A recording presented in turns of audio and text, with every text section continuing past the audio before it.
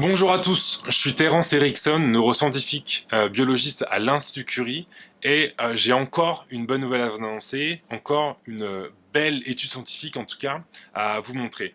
C'est une étude de Helen Langer, donc c'est une psychologue à l'université de Harvard, qui a réalisé une étude hyper inspirante, c'est-à-dire qu'elle a pris 8 octogénaires, et les a amenés pendant 5 jours dans un environnement où tout était rajeuni de 22 ans. C'est-à-dire que les voitures, les maisons, la décoration, les émissions de télé, jusqu'aux odeurs, jusqu'à les recettes, etc., tout ce qui était mangé, tout ce qui était consommé, toute l'ambiance était 22 ans plus tôt.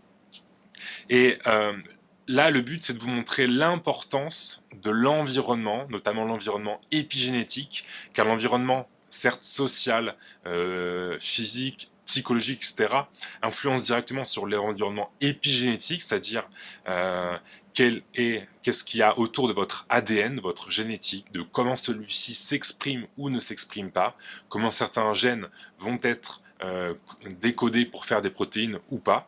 Et c'est exactement ça. Et la puissance de ce test a été de montrer que les personnes âgées ont commencé à petit, notamment rajeunir mentalement, mais aussi physiquement. Ce qui s'est passé, c'est que dans cet environnement, qui était totalement pro-longévité, parce que du coup, dans un environnement totalement sans stress, avec des retours à des bons souvenirs, à cette ancienne vie pour ces octogénaires, on a eu plein de choses hyper intéressantes. Notamment, on a eu de gros gains sur la puissance visuelle de ces personnes-là, sur leur faculté à notamment focus sur des objets, la perte de douleur des articulations. On a eu des boosts de la mémoire, et même peut-être le plus fou, c'est qu'à la fin de ce test-là, on a carrément certains octogénaires qui ont recommencé à jouer au rugby. Donc c'est vraiment pour vous dire à quel point, sur l'intégralité de votre corps, votre bien-être psychologique a influencé sur votre bien-être cellulaire, épigénétique, qui lui-même étant une des premières clés de la longévité, a ensuite influencé une autre clé de la longévité, qui est l'inflammation. En tout cas, l'anti-inflammation liée à l'âge, et du coup, baisser le stress oxydatif, baisser l'inflammation, a eu des effets bénéfiques sur les articulations, sur la vision, sur la mémoire, sur les fonctions autant physiques que mentales, cognitives de ces personnes-là. Ce qui est aussi hyper intéressant pour vous, c'est que de comprendre comment dans votre alimentation, dans votre mode de vie, vous pouvez faire totalement pareil. Donc c'est notamment promouvoir les situations non stressantes, les situations de relaxation, de méditation. Le sport est excellent pour ça. En persuadant votre cerveau que vous faites des bonnes choses, celui-ci va totalement se mettre dans un environnement biochimique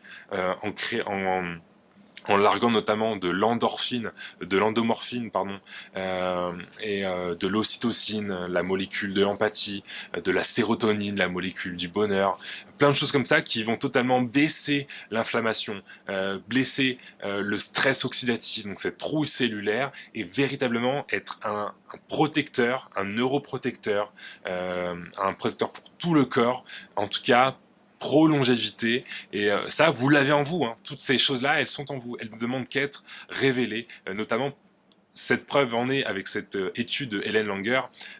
Voilà, la clé de la longévité pour ces octogénaires-là, elle était à l'intérieur d'eux, directement. Ils n'ont pas été la chercher via des molécules spécifiques, via des modes de pensée très spécifiques, c'est juste être bien mentalement, cette situation de non-stress qui a influencé sur ce non-stress cellulaire et cette longévité cellulaire. Voilà, hyper bonne nouvelle. Si j'en ai une autre, si j'ai une autre étude que je trouve comme ça, je vous la partage, et du coup on se retrouvera sur ce même type de vidéo pour la voir ensemble et comprendre comment l'appliquer au quotidien. Voilà, merci de m'avoir écouté.